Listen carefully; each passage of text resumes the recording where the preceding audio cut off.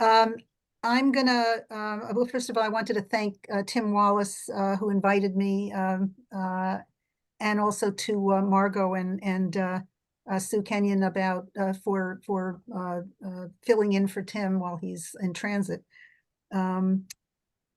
This talk follows very closely a paper that I wrote last fall, and I should say Tim invited me because of this paper, and I'm a little I've never given a talk based on a publication before, and especially since I think I really should read it because as opposed to talk about it, because if I don't, it'll be longer than it should be. So I apologize for breaking the mold that you all have had of actual real talks where somebody isn't reading something. So the talk follows closely the paper that I wrote for this fall in response to questions that the editors of American Ethnologist posed to mark the journal's first half century.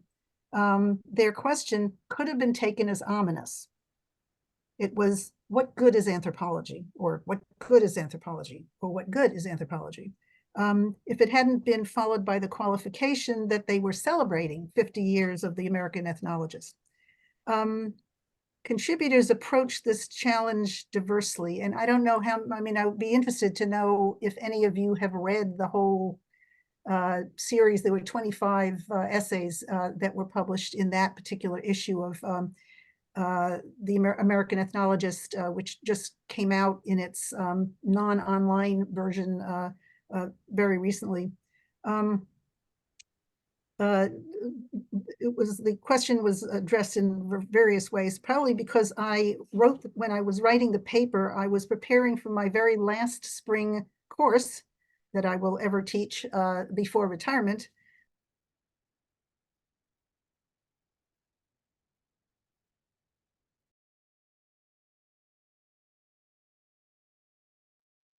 We've lost Rena. Rena, we can't hear you. Rena, you've muted yourself. All right. Not knowing where I left off. Let's see. Spring course before retirement. Yes, last spring course. So, yeah, that's right. So because of that, the teaching issue was on my mind. So I hope that helps you understand the talk's emphasis. As you all know, professional and practicing sociocultural anthropologists have typically drawn on an expansive array of approaches to knowledge making, including those we share with demographers and epidemiologists and sociologists, historians, linguists, filmmakers, students of material culture, participatory action researchers, and much more. Despite their apparent methodological extroversion, we've notably relied on what I'm referring to as conversational participant observation, a distinctively relationship-dependent, open-ended approach in which we strive to work in the languages of the communities that host us and to respond to our interlocutors' interests while keeping our researcher identities evident, visible. Along with sociocultural anthropology's global cross-cultural comparativism, the socially embedded realism of participant observation has been central to the empirical and ethical value of anthropological understanding, and it's likely to remain so. But anthropologists' methodological extroversion isn't reciprocated. Other social and behavioral researchers are relatively unfamiliar with and not infrequently skeptical about the epistemological assumptions informing ethnographic fieldwork. Consequently, when we apply for research funding and research ethics approval, anthropology students are often asked to reframe their plans to align with the objectivist approaches more widely shared across the social and behavioral sciences: passive observation, survey questionnaires, interviewing. While students and practitioners whose work is attuned to those other disciplinary cultures tend not to face reciprocal hurdles. The implications of this asymmetry, especially the obstacles it presents for the teaching of anthropological research practices, are my main concern in this comment. Most students have very little experience with fieldwork before taking, if they have the opportunity, to a field practicum course or something of that kind. I've taught practicum courses for many years, and they always require that students workshop their field work, their field exercises or projects. I've taught practicums at both the graduate and undergraduate levels since the 90s. While these courses were loosely structured around discussions of readings, class meetings were structured mostly around individual class members' descriptions of what actually happened that week in their either field exercises or individual projects. The point being to connect the practical experience, whatever happened, with whatever we were reading about. We made time especially for discussions of missed opportunities, inadvertent insights, and other small and large achievements, disappointments, and screw-ups. We worked to face directly the recurrent ethical tension between students' academic anxieties and self-interests, and their understanding of the interests and concerns of their interlocutors. Bringing and keeping that ethical tension in view, as I'm sure you know, is not easy. Even with the experience of a research practicum behind them, which may or may not be common, we've had discussions about this in various places, students who hope to do their own research, like a senior thesis or a dissertation, face another kind of challenge also. They have to describe fieldwork as a principled approach, as a proper research method, and in applications to research ethics review committees, REBs in Canada, IRBs in the US, and so on, and to cross-disciplinary funders, they need to explain why the approach is relevant to their proposed projects and how it will be integrated with whatever other approaches they pursue. Research ethics boards in the US do prior reviews of their institution's members' research plans, and tend to be composed mostly of mainstream social and behavioral scientists, not sociocultural anthropologists.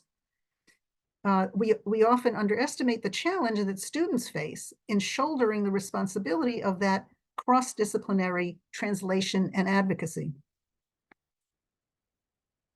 The quality of anthropological research practice that regularly attracts undergraduate and graduate students, and that also attracts persons to it from other disciplines and fields of practice, in my experience anyway, is the everyday social groundedness of ethnographic understanding. From students' perspectives, the good of anthropology, its complementary value relative to other kinds of academic research, is the understanding it makes possible concerning present and past social experiences and cultural sensibilities, honed in sustained encounters with their host's life circumstances, however ordinary or extraordinary. Students are also captivated by the idea of engaging, quote unquote, firsthand in meaningful ways with people whose circumstances move them.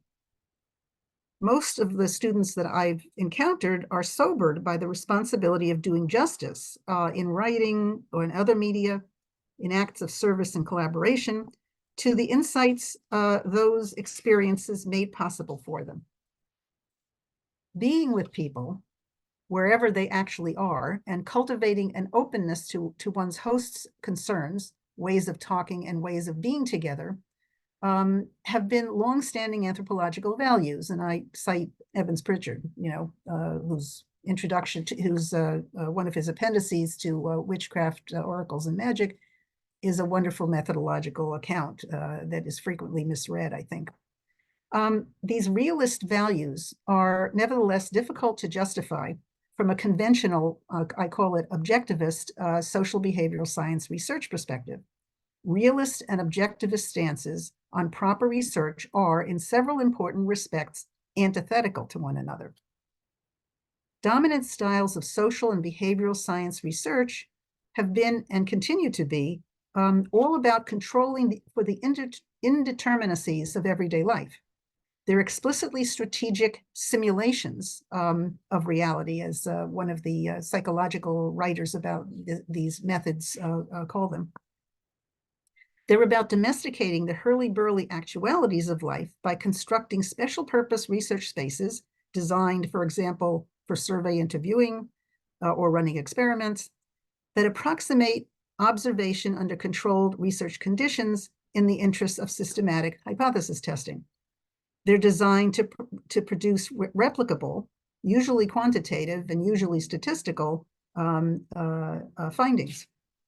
From the vantage of objectivist research goals, realism as a research value is deeply flawed.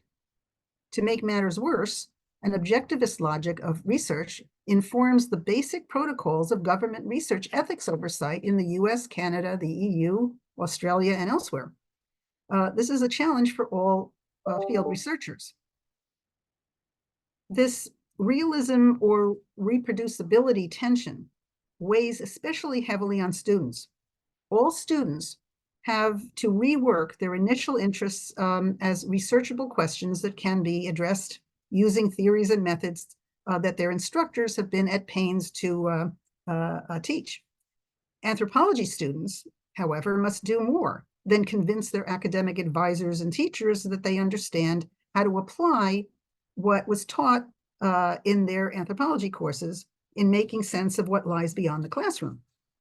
Before they can begin, before they have opportunities for much practical ethnographic experience, they need permission to carry out their research by justifying their planned use of ethnographic methods to ethics boards, a double bind of sorts that they cope with reasonably well, all things considered.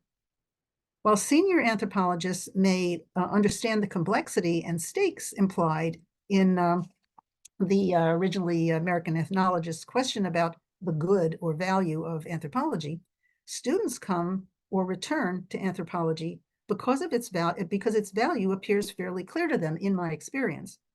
In other words, it's not their question.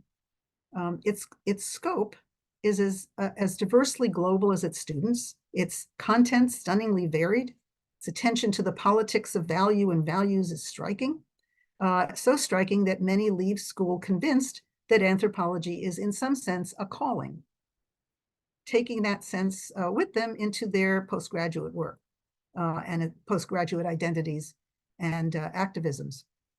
And remarkably, for most first and second year college students who can be completely mystified by the academy's distinctions among departments and fields of study, anthropology appears almost uniquely to breach boundaries separating the study of economics, politics, religion, visual arts, and diverse literary genres, from journalism, memoir, and so on, just as it moves among and across cultural boundaries. It explores the deep biocultural history of humanity and relationships among human and non-human beings. It raises critical comparative questions about wealth and debt and power, race, class, gender, and sexuality, about beauty, belief, and transcendence, and about pain, suffering, and violence. Its scope includes an uncommonly wide range of phenomena for one academic field, and it also has a long and varied history of non-academic engagements and applications. And my paired examples are a 1920 example from Boas and a 2021 example from Gillian Tett.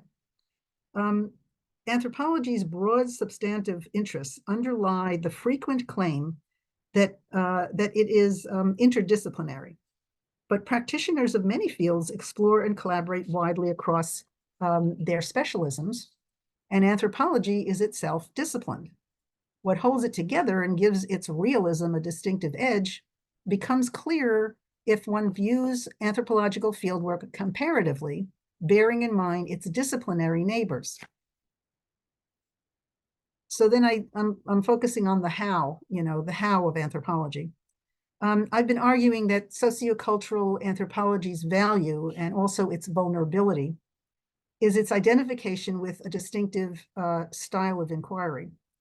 Ethnographic practice developed over the past several generations as a relationship-dependent engagement with people in their actual social contexts, in their own languages, and in their own good time. Put another way, it developed as a method for valuing a certain relinquishment of control on the researcher's part, for welcoming opportunities for surprise and for altered vantages, for valuing understandings one didn't even know enough to ask about before becoming immersed in unfamiliar events and emergent relationships. The presence of field workers can itself, of course, have unintended consequences for events and relationships. But the nature of field workers' impacts, specifically their responsiveness to local conditions, in that sense, their lack of design, differs in kind from the planned controlled provocations associated with experimental and survey research methodologies. One index of that difference is the growing importance of intersubjective reflexivity in sociocultural anthropology. In recent years, the actions and aims of anthropologists have become legitimate topics of discussion, negotiation, contention, and redirection among field researchers and their hosts. I'm thinking about Lassiter's work and a whole range of other work, and that go back to work in the 70s by Kevin Dwyer and then the Renato Rosaldo's work that I mentioned before. Reciprocal conversational relations, including quite difficult ones, setting and breaching boundaries, refusing and relocating identifications, revaluing differences, have come to be widely valued among anthropologists, with notable exceptions among ethnographic sociologists and long-form journalists, for example. Intersubjective reciprocities and reflexivities among researchers and the people who participate in their research are a rare theme in the social and behavioral sciences. I mentioned ethnographic sociology and long-form journalism as exceptions to that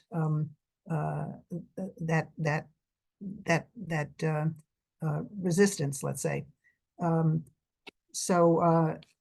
The opportunities for surprise, much less enlightenment in fieldwork are not guaranteed, of course. The significance of what happens may not be appreciated in the moment.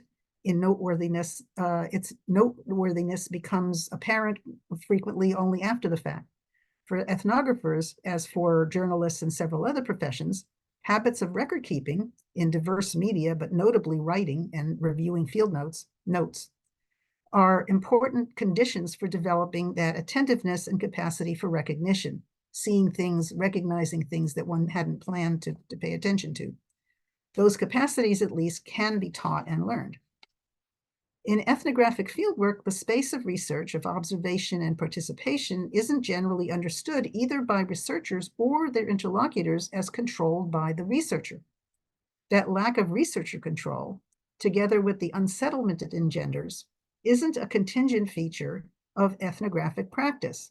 In my sense of things, it's part of the basic point.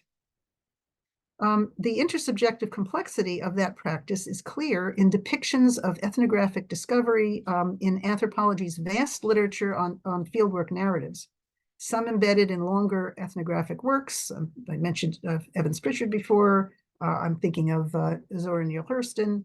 I'm thinking of a whole range of folks spanning many decades. Other such accounts are offered as standalone biographical writing. And I'm thinking of the collection Women in the Field that Peggy Goldie put together. I'm thinking of Laura Zimmer Tamakoshi's relatively recent collection on Pacific area fieldwork that I recommend strongly to everybody here. This approach to locating anthropology's value can be sharpened in two ways. By construing fieldwork less as being there than as being with, and less as studying people than as learning from them.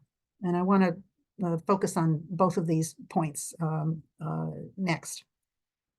One of our most familiar disciplinary tropes of the past several decades characterizes fieldwork as being there, a turn of phrase that anthropologists associate with Clifford Geertz's work.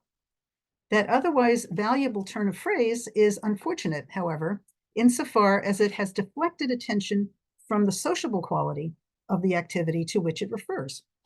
That quality is nevertheless clear in accounts by anthropologists who have used that phrase prominently. I'm thinking about Dan Bradbird's Being There narrative of field experience, and the collection by John Borneman and Abdullah Hamoudi, also called Being There. In recent years, but well before the constraints imposed on fieldwork by the COVID-19 pandemic, many of us, and especially our students, seized opportunities to defamiliarize and in that way sharpen anthropological appreciation for co-presence in specific somewheres. Against that background, it's evident that the phrase being there has sometimes misled students by tapping into colonial stereotypes about anthropology's historically global somewheres. For present purposes, my point is to reorient attention away from fieldwork's going places and towards the point of the going. Saying this may be somewhat heretical, especially coming from somebody who's in Princeton at the moment, but the value of fieldwork may be less a matter of locations and more a matter of the enlightening challenge of unfamiliar modes of being with some others in particular places and times. In a chapter about the distancing effects of the norms and rules-oriented conventions of mid-20th century ethnographic writing, Renato Rosaldo, and I'm thinking about Culture and Truth, offered a story that in effect supports this recentering of attention from anthropologists' field dislocations to the defamiliarizing potential of their shifting relationships and affiliations, however achieved.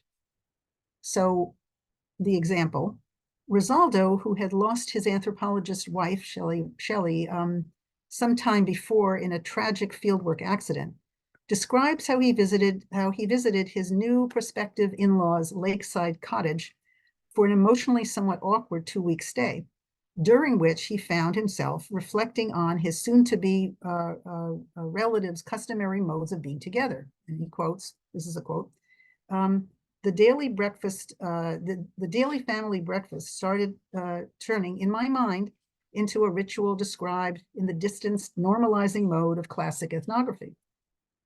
At last, on the final morning of his stay, during the concluding breakfast, he revealed to his fiance's family, as he puts it, quote, the true ethnography of their family breakfast. He quotes his morning revelation as follows. Every morning, the reigning patriarch, as if just in from the hunt, shouts from the kitchen, how many people would like a poached egg? Women and children take turns saying yes or no. As the eggs near readiness, the reigning patriarch calls out to the designated toast maker, are the eggs almost about ready? Is there enough toast? Yes, comes the deferential reply, and so on.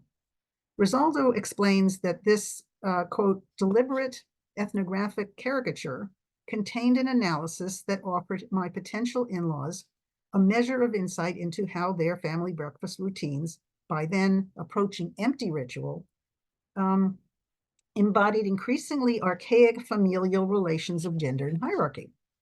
So far, this is pretty standard sociological observer knows best critique. What makes Rosaldo's story something else, specifically part of the analytic reorientation that he helped prompt in anthropology over the following decades, and in that way useful for what I'm using it for right now, is his report on the family's response to his caricature. Risoldo comments that his narrative was greeted with gales of laughter.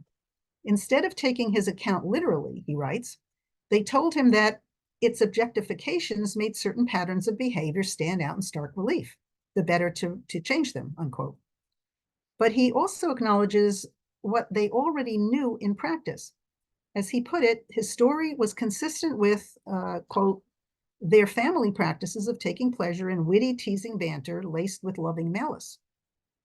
Continuing in a parodic voice, Risoldo adds, quote, the ritual praise songs honoring the poached eggs and their maker have continued to be sung, but with tongue in cheek. To defamiliarize the family breakfast has transformed its taken for granted routines, unquote. For my purposes, this story effectively illustrates how anthropologists' practices of going elsewhere aren't our only means for achieving the sociable thinking and feeling work of shifting perspectives. The story demonstrates how, with a little help from the ethnographer's friends or family or field communities, even normalized hyperfamiliar ways of being together, of being with, can be made strange, unfamiliar, and in that way freshly visible and available for critical reevaluation. The ethical quality, the core responsibility of anthropological accounts is their partial contingent depictions of intersubjectively recognizable truths. This makes sense then, that ethical controversy in anthropology has concerned the quality of ethnographers' relationships with the people who host them and who share their knowledge and experience with them. The contrast with controversies in neighboring social and behavioral sciences is striking. And this has been my interest, in the last few decades. Ethics discourses in psychology or political science, for example, are most prominently about relations among researchers. They concern the politics and ethics of scholarship and schooling, plagiarism, problematic uses of statistics, data fabrication and fraud, mentoring abuses, and so on. Anthropologists have many of these problems too. Overall, however, there's a different emphasis to the controversies and ethical conundrums that have captured the attention of anthropologists, most recently our extended, deepening discourses on decolonizing disciplinary practices, contents, and contexts, and the controversies capturing widespread attention in neighboring research communities. Take political science, for example, a field that relies on large databases like government censuses, on researchers' own sample surveys, and on field experiments and other range of other methods. Beginning in the 1990s and resurging in the 2010s, political science controversies concerning the replicability of research results and centering on something that they call data access and research transparency, or DA-RT, have played out in and around the American Political Science Association and its associated journals. These disputes have prompted significant changes in database archiving, and about which I could say more, and in the standards for journal article acceptance, and also about which I can say more. Or consider psychology, where controversies over the reproducibility of research results have spurred both the collaborative and contestatory rerunning of scores of experiments that were bases for a host of publications in prominent journals. Reflection on this problem has also spawned critiques of the statistical understanding and other elements underlying the very idea of reproducibility in experimental protocols. Statisticians have entered these discussions. That different center of ethical gravity, the focus on colleagues' behavior as opposed to the focus on relations among researchers and research participants, neatly parallels the epistemological difference between realism and objectivism, a parallel that deserves more attention than I can certainly give it in this talk. But being there is not the only overused fieldwork trope that needs rethinking. One quality of anthropological fieldwork is regularly obscured when we and others lean too heavily on versions of the generic representation of social and behavioral research that involves studying people or studying behavior.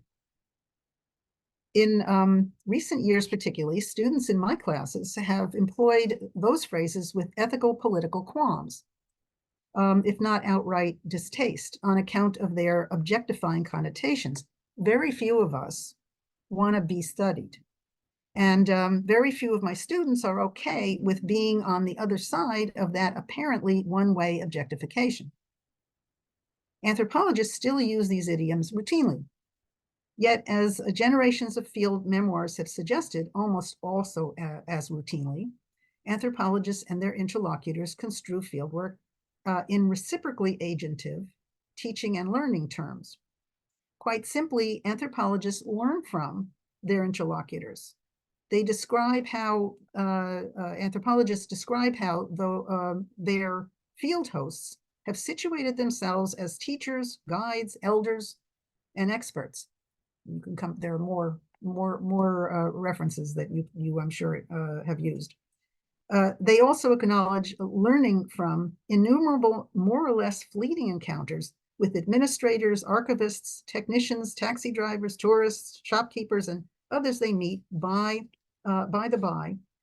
more deliberately along the way to and from whatever they construe as their main scenes of research.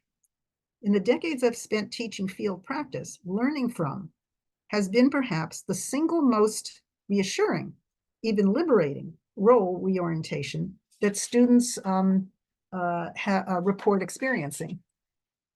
It captures a distinctive relationality by acknowledging explicitly the relative expertises of ethnographers and their hosts, transforming received hierarchizing and other distinctions, observer observed, interviewer respondent, or experimenter subject. Students welcome the idea of beginning new research projects in a one down, using Michael Agar's term, or learning position. Ultimately, their heavy investment in learning languages encourages many anthropologists to deepen their relationships within the same field communities over years and even decades, blurring distinctions between researcher, host, and other relationalities emergent during fieldwork. All that has complex implications for anthropological discussions of the ethics and politics of our work. Running through these developments, the plural and distributed character of expertise in anthropological practice differs substantively from the practices of even quite closely related disciplines. For all their similarities, ethnographic sociologists and sociocultural anthropologists make a very interesting contrastive pair.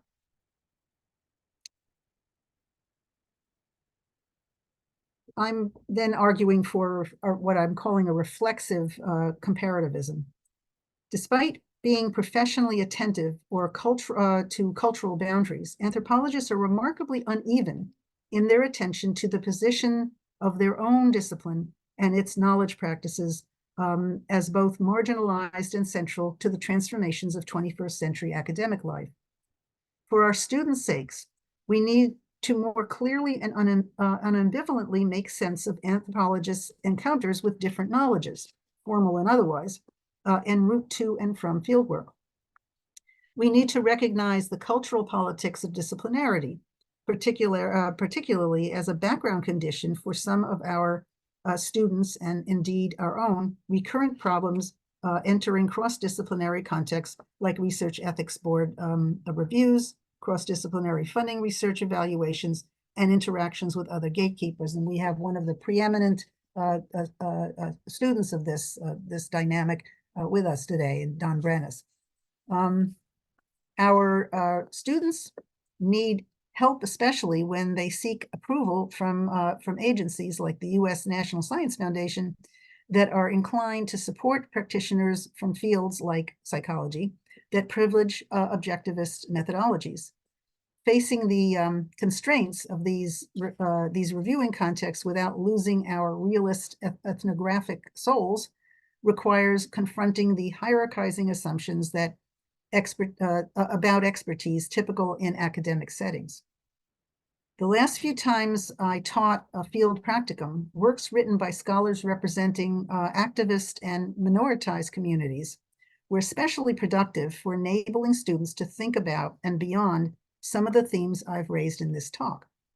In particular, anthropologists would benefit from reflecting on arguments that Indigenous scholars have crafted directly challenging academic assumptions about expertise, disciplinary or community-based.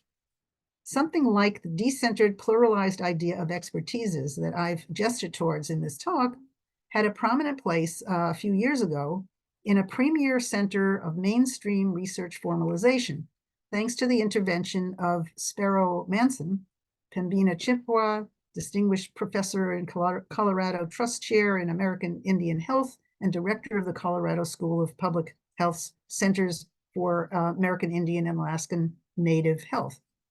In addition to making voluminous contributions to American Indian health policy scholarship and institution building, Manson also happens to have both a BA and a PhD in anthropology.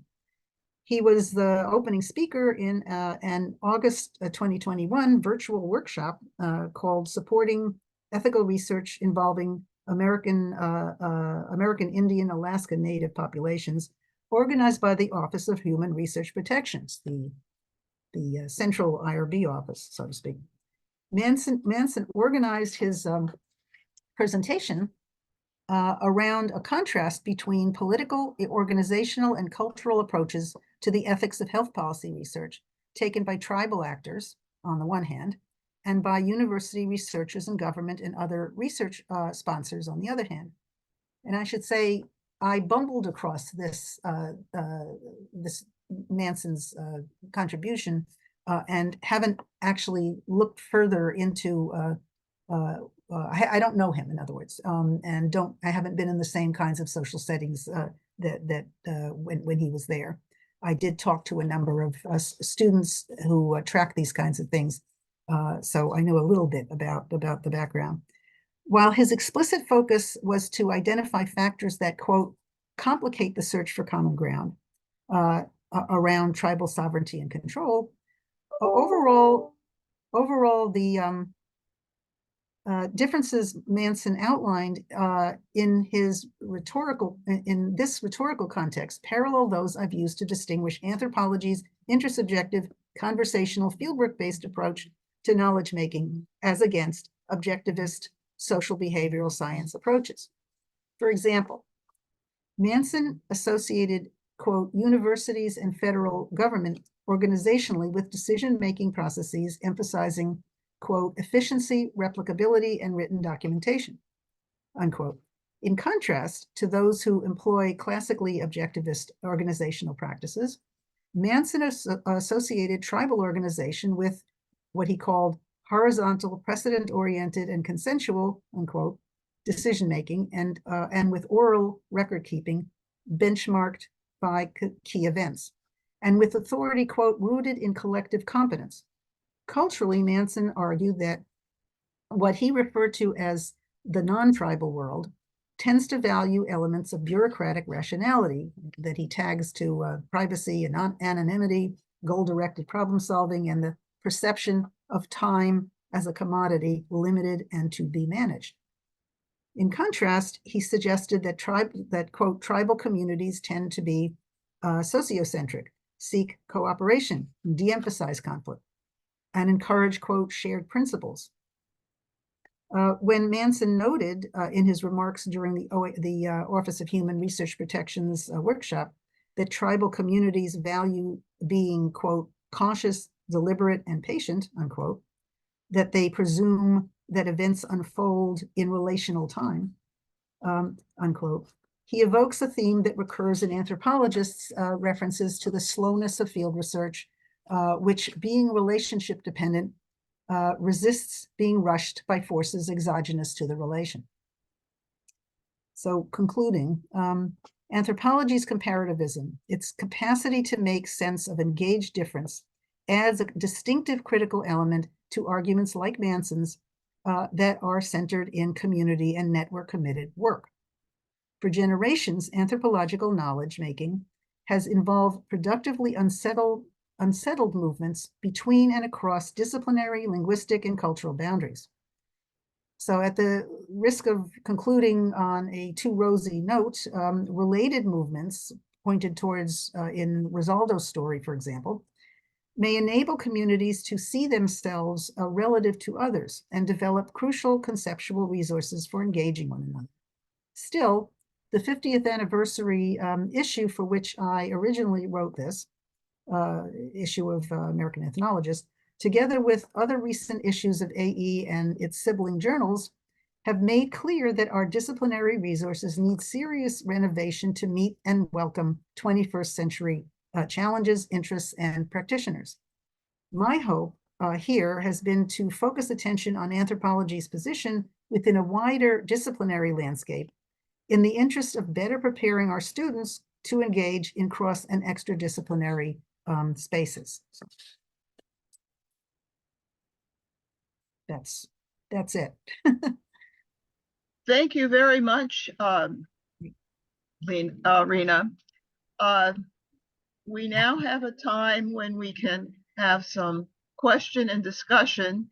And if you will raise your hand, as Alice Kehoe's done, everybody can be called on for their questions and comments. So we'll start with Alice Kehoe. Yeah, I'm speaking, first of all, absolutely, so totally right, Rena. I'm speaking from the opposite of Princeton.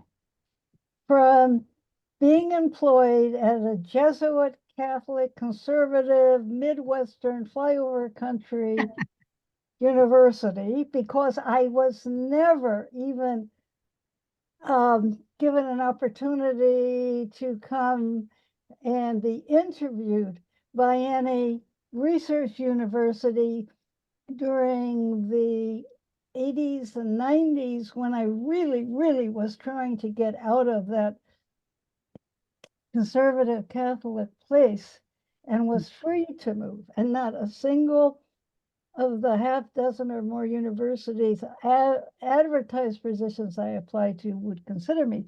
And I was told over and over, and this is significant, if you want to get a position in a research university, never send in your whole CV, because you publish in both archaeology and ethnography, and you will never be considered for a university disciplinary position with that duality. So that is actually an important situation.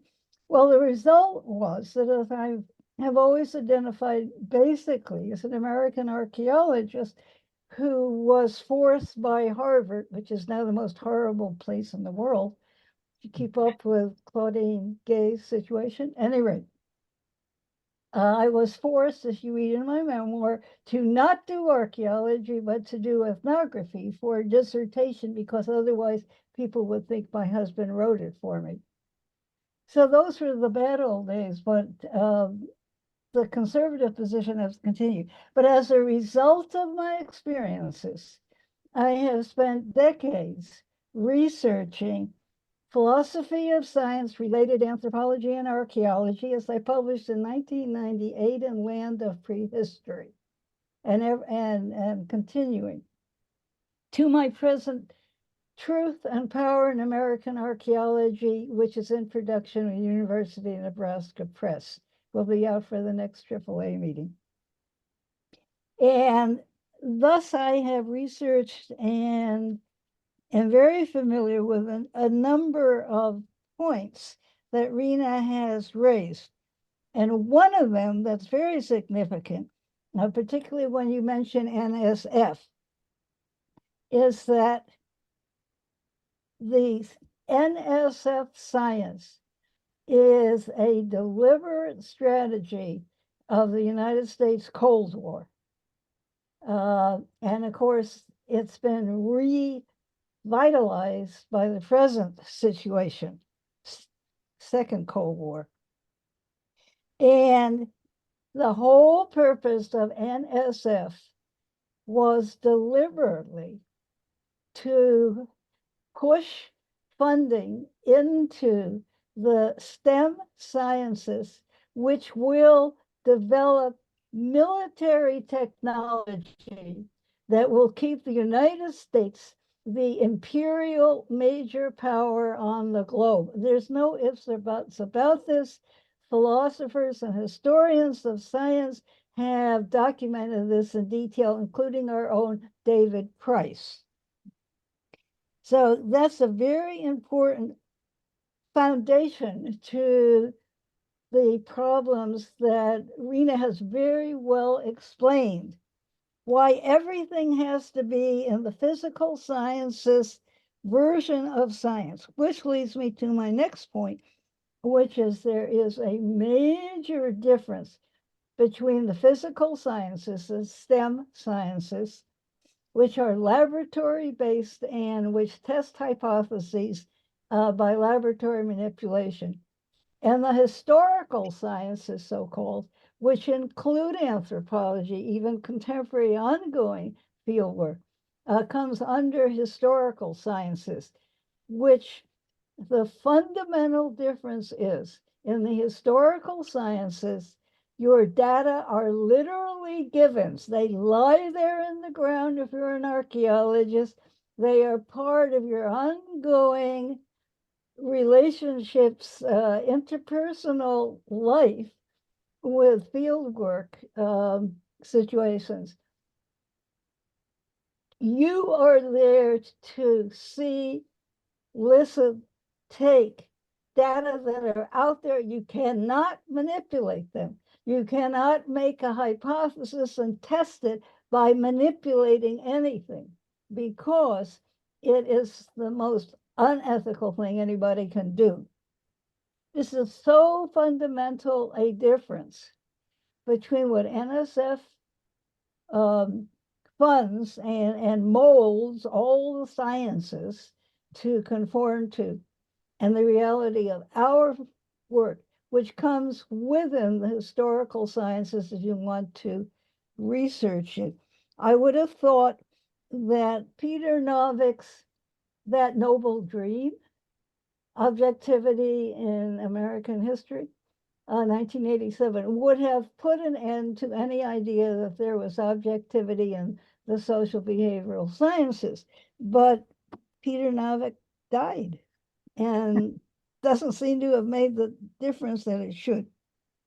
At any rate, I just like to quickly say that if you look at archaeology today, you will find this common ground about what is it to be participatory, because today, since NAGFR in the 1990s, there's been a huge shift in American archaeology towards open, required collaboration with First Nations, and what that entails that never was done in archaeology before, listening. And I did co-edit with Peter Smith a book called Archaeologies of Listening, 2019. And this was basically, we felt, the essential thing, listening.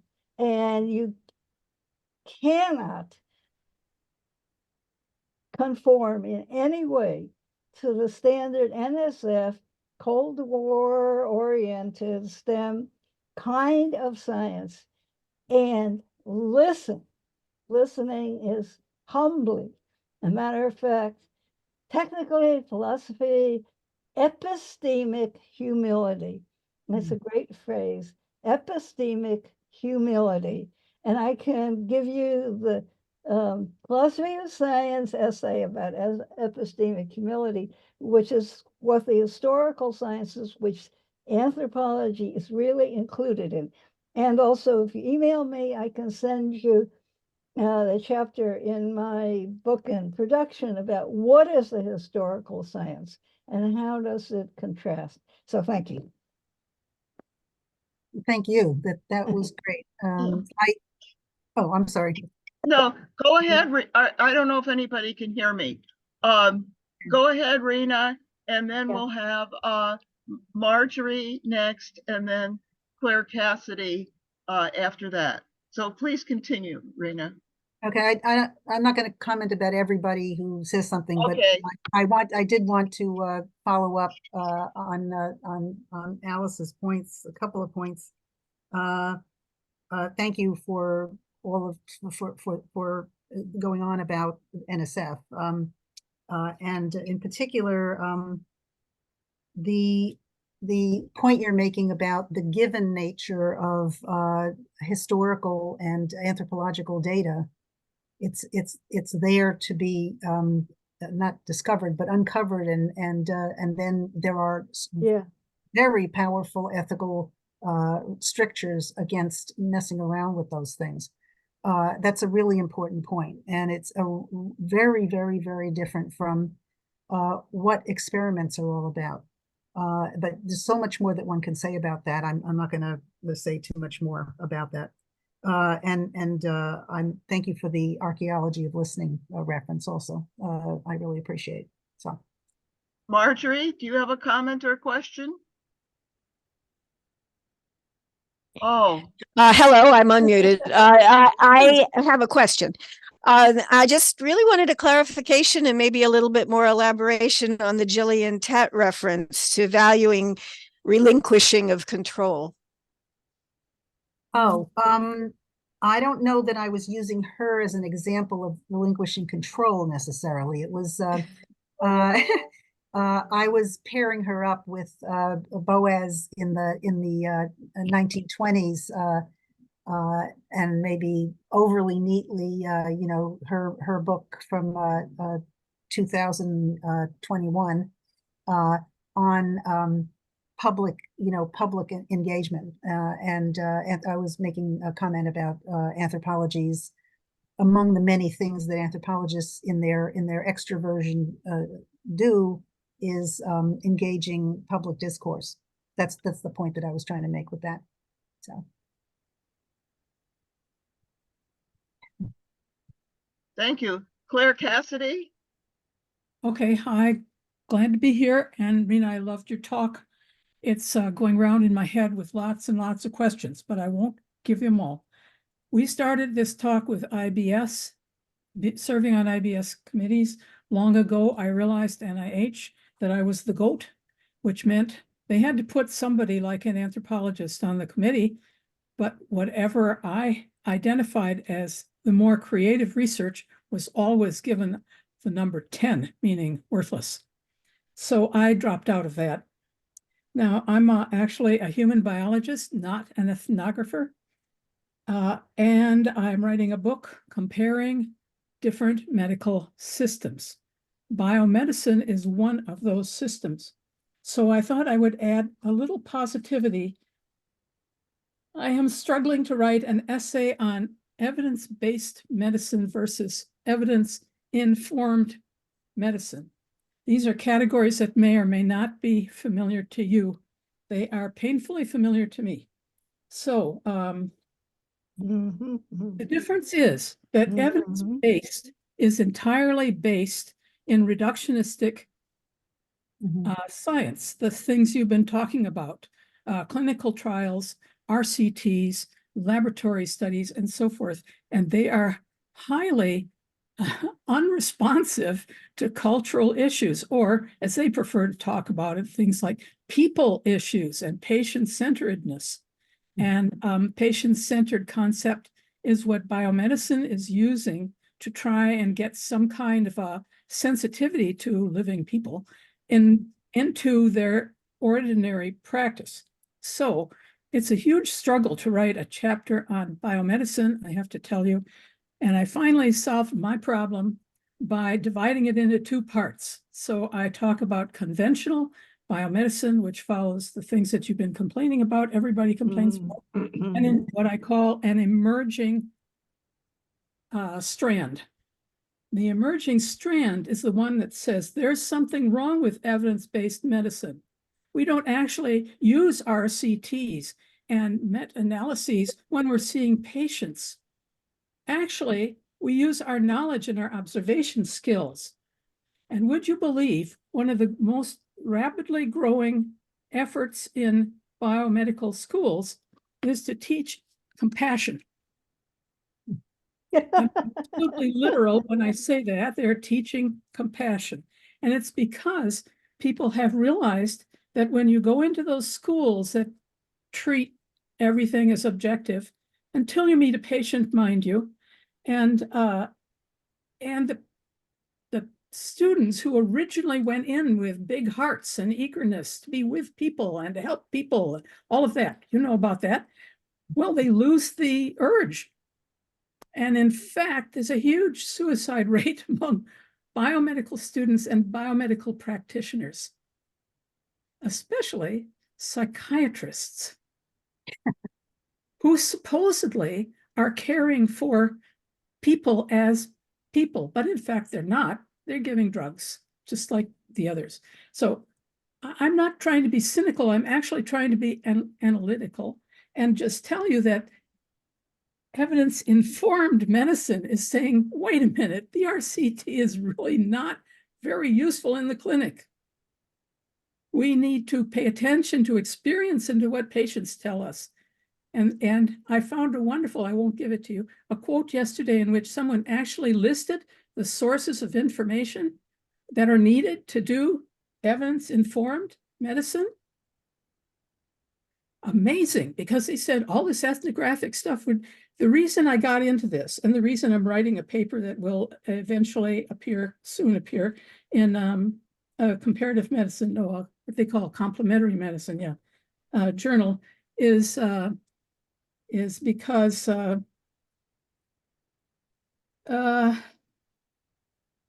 I get upset when I'm editing. I'm an editor of one of those journals.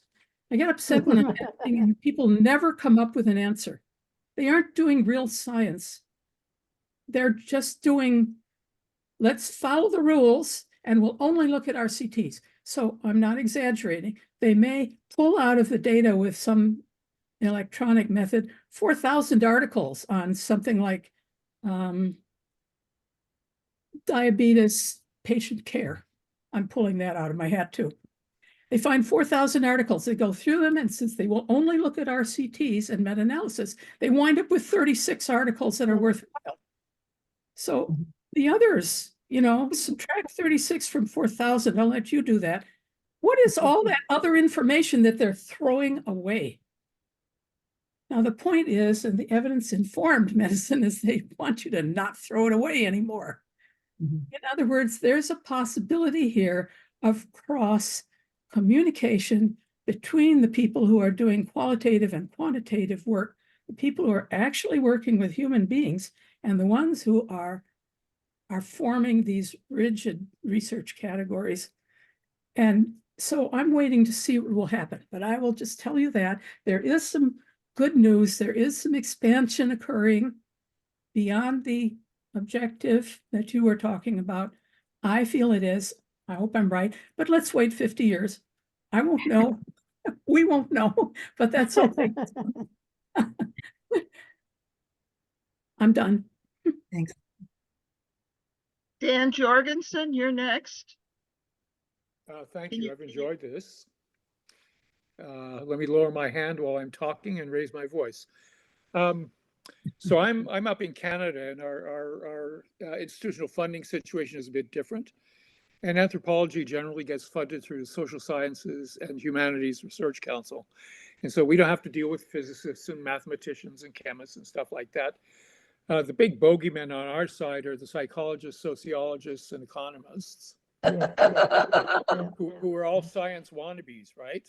Yeah. And that's a problem. And the ones sort of walking in their shadows are the education faculties, who aspire to respectability by mimicking, their kind of stuff. In terms of, I should say, I spent about 10 years on IRBs at my institution, and the most friendly outfits outside of anthropology turned out to be, not surprisingly, history. Alice should appreciate that. Geography, and we have some fabulous environmental and social geographers around. And the big surprise was the biz school. And at least at our institution, the biz school prided itself and had for some time been considered possibly one of the premier business schools in Canada, because they early on adopted a version of ethnographic methods as a research tool. And they swore up and down by it and said, you know, just look at our performance. That tells a story. What I noticed on the IRBs, aside from there's a little bit of talk about replicability and stuff like that. The two kinds of concerns that cropped up, one of them was just institutional compliance. And there were several waves of concerns that wafted across the academy in Canada. Mainly they had to do with privacy concerns, confidentiality concerns, consent concerns, could that all be verified and so on. And as long as there was some kind of indication or even gesture of compliance, they were relatively okay with that.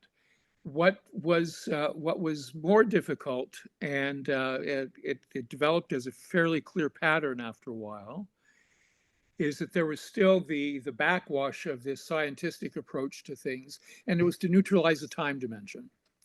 Okay, so the idea was, in effect, everything would be time would never be a factor. Everything would be a kind of a snapshot at a particular kind of situation, and you would start lining those things up against each other as though they're independent instances in some vague universe someplace. What drove them nuts about anthropological research, and in particular ethnographic research, was its iterativity. Okay, you start off, it's not by accident that it's supposed to take a long time. I was once told you have to learn a language because that keeps you around there long enough to learn something, right? And so, we were told that the standard field stay for your first field work would be, you should shoot for about 18 months and that kind of thing. And trying to explain that to non-anthropologists just seems bizarre. And what they hate about the time dimension is you can't control anything over that length of time. Even if you walk in and think you can run things, and you're at the mercy of what happens. You're at the mercy of events.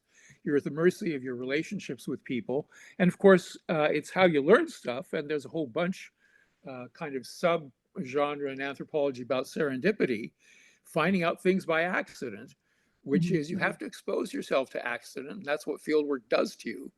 And that's how you learn things. That's how you come up with neat stuff, new stuff.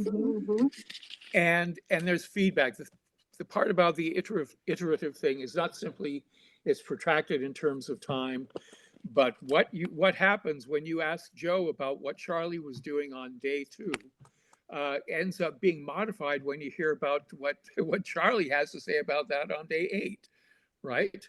And you plow these things back into each other, and your questions continually reshape themselves. And I know, at least at the university where I did my PhD, what I was told is if you come back from your field research with your research design and your research question intact, you're doing something wrong. So that's it. I'll sort of step back, but I'm moonlighting now. I'm formally retired, but I had to spring in for an instructor who disappeared on one course, and I'm teaching a mixed bag of COVID era undergraduates who have very little face-to-face person contact, let alone anthropological background. It's funny. And I have to tell them about, you got to take time. You have to have conversations. Conversations end up in places you don't know where they're going to lead, and that kind of stuff. And I guess my last plug for my dear departed supervisor was Ken Burridge. He was an old Oxford guy. And his theory was that all the teaching happened in one-on-one tutorials, in conversations, in the office. And you just had to talk. You had to sit down and talk. It didn't make too much difference. It eventually got around to what was important anyway, and that's how you found it out. And if you don't allow yourself the luxury of time in small measures or in large measures to research projects, you're in a bind. And our biggest problem convincing other players in our institution that what we were doing was worthwhile was they just couldn't understand the time dimension, the idea that you had these protracted series of questions that had to be open-ended because you couldn't see where they would finish up, drove them nuts. But we managed to get funded anyway. So with that, I'll dummy up unless anybody has a question or a comment. Well, Okay. Suzanne, Yeah. we'll have Suzanne and Yeah. Jim and Kathy. Hi. I have a perspective from the, I'm echoing. Yeah, I'm echoing too. How come we fix that? Anyway, Maybe more people need to be muted. Maybe Oh, Margot, Exactly. maybe Margot has to mute. Everybody mute except the speaker. okay, thanks. Okay, I'd like to bring in the non-academic perspective on this.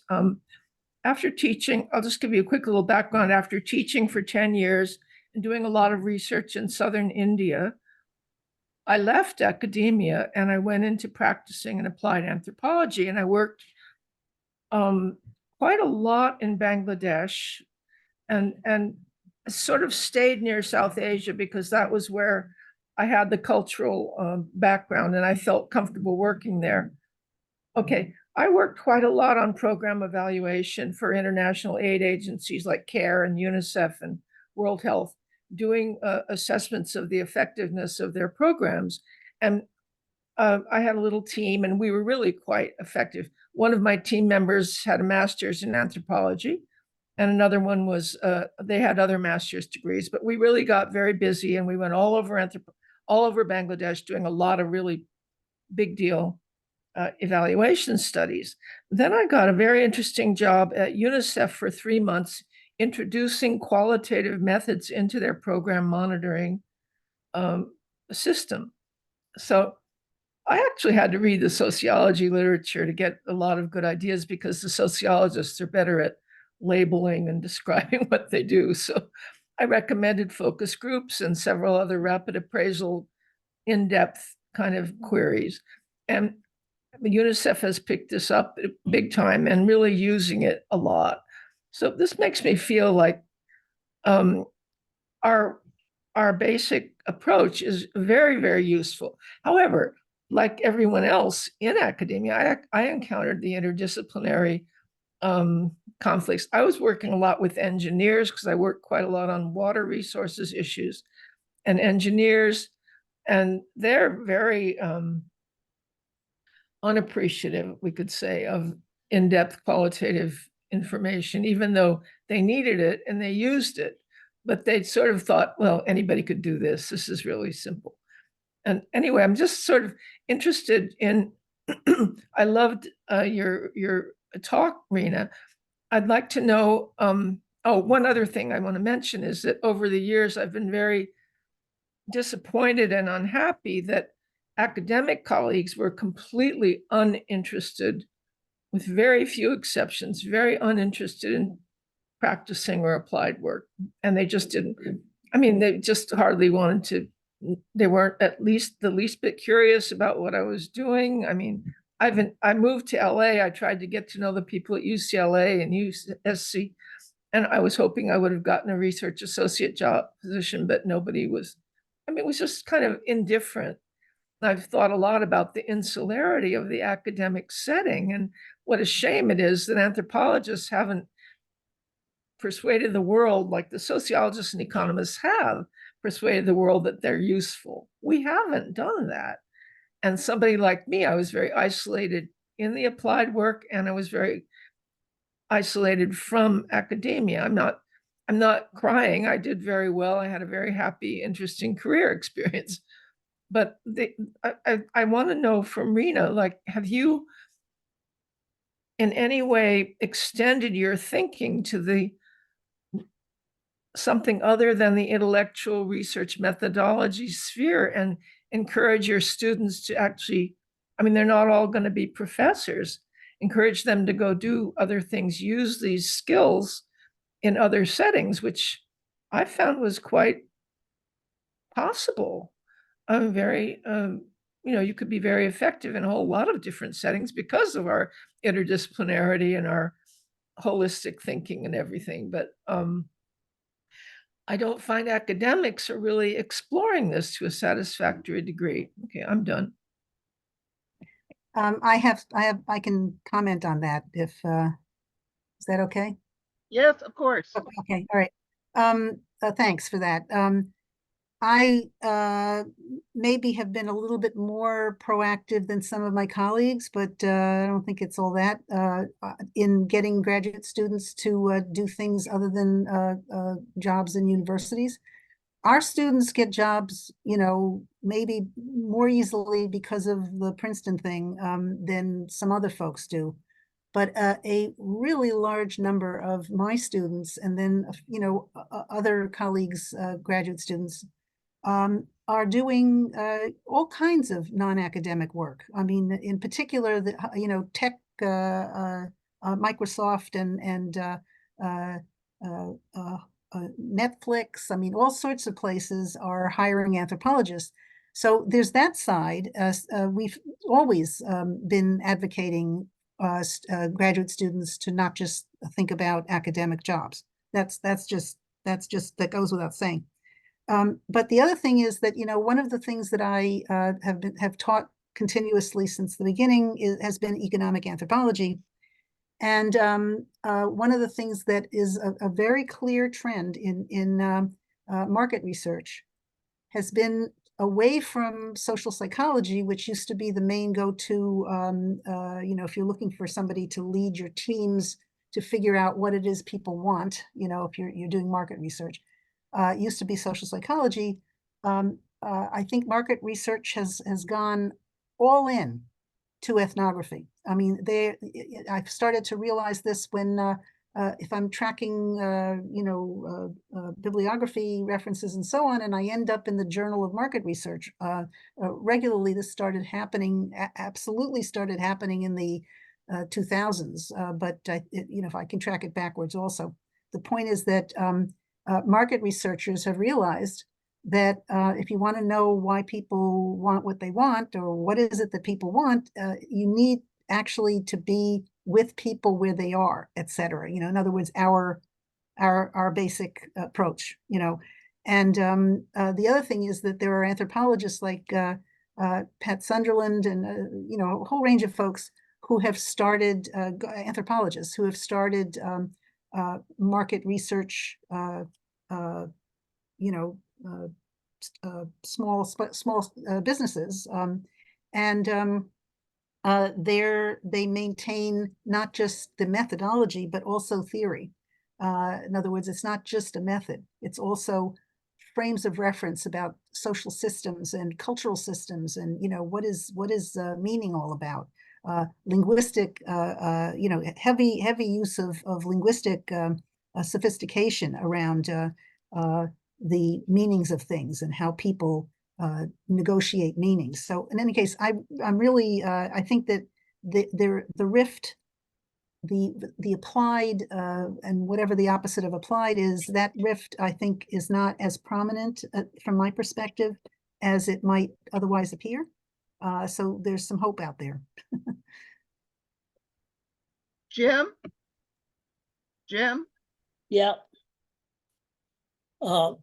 Thank you, Rena, for reminding us of things we've thought about, but maybe not understood as clearly, of how the gatekeepers of the prevailing models of scientific research failed to understand and appreciate the contributions of ethnography.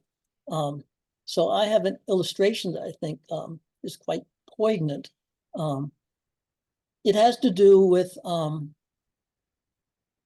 what is sometimes called in vitro and in vivo, and then might be called also in socio research that ethnographers would do. In preparation for my dissertation fieldwork among the coca cultivators who migrated from the Andes down to the tropical forest, I thought it might be useful to fulfill my biological science requirement the four field by doing, as Dan mentioned, independent study on the differences in the research between cocaine and the uses of the coca leaf.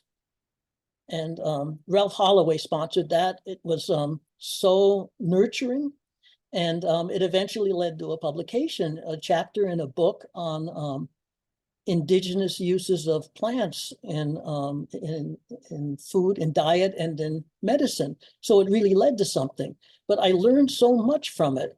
You know, it turned out that most of the research on cocaine was done in such contrived circumstances.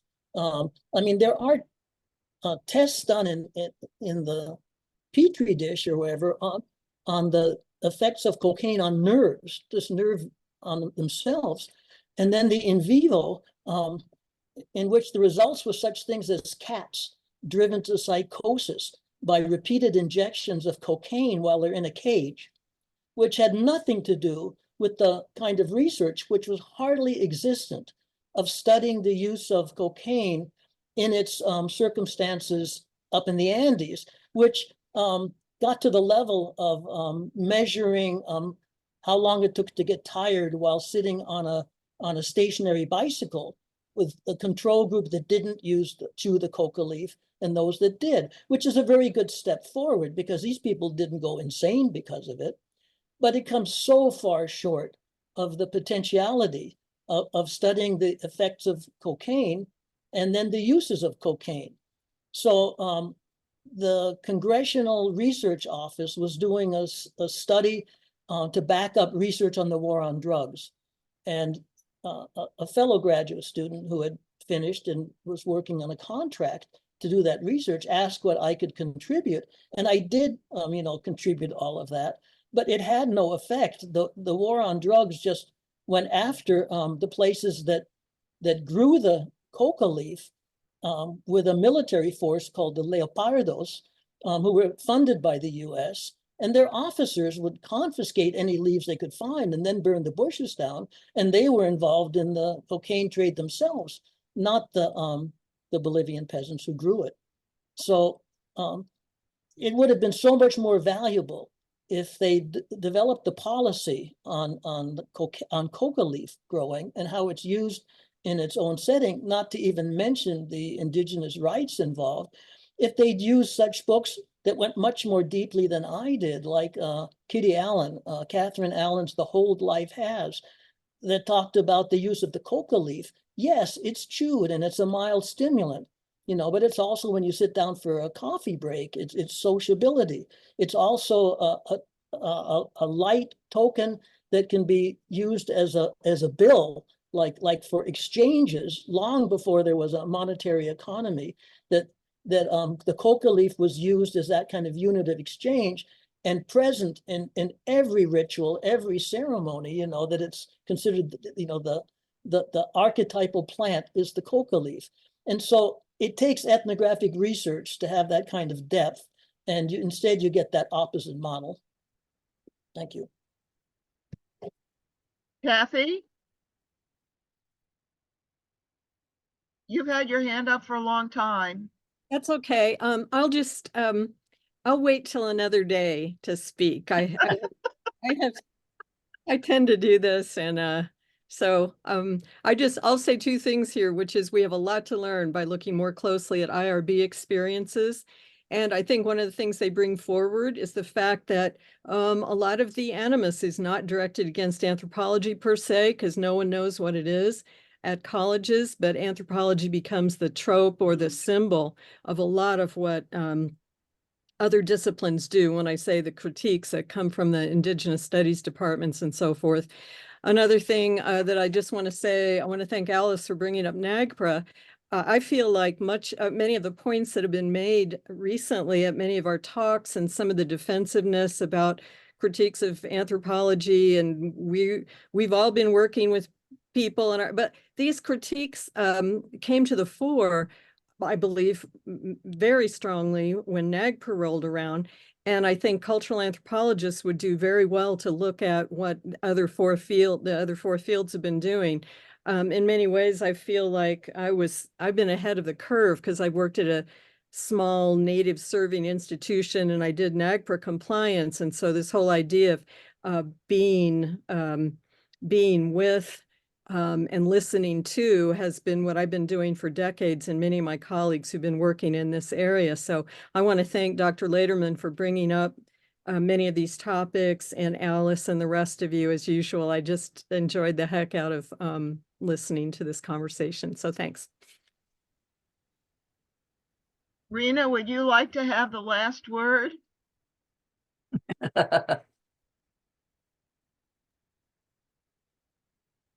Unmute, leader. Rena. Yeah. Never. I never like to have the last word. I'm not kidding. I have enjoyed this. I mean, I think that I didn't know what to expect. I was worried that everybody would be angry at me for for whatever, some purpose or other. But really, it's neat that you know, that there was that there's a convergence among all of you guys. And so you know, this was fun. Thank you. Thanks for inviting me. Well, thank you very much, Rena, because we really enjoyed what you had to say. You got a very good turnout. This afternoon, there were 35 people. So I think you've given us all a lot of things to think about. So perhaps we've been talking now for about an hour and a half, and ASA is very appreciative of Rena sharing her thoughts with us today. And I would like to remind all of you to come to ASA's next Thursday chat. Actually, I don't happen to know what day it is or who the speaker is or anything like that. But we will be certain to send out a notice to all of you. And I wish you a very happy February 29th, a happy Leap Day. Don Brennis, are you there? Yes, you're there. It seems that my computer thinks you're the host. I'm definitely hospitable, but I'm not the host. If you're near your computer, if you go down to the lower right-hand corner, there should be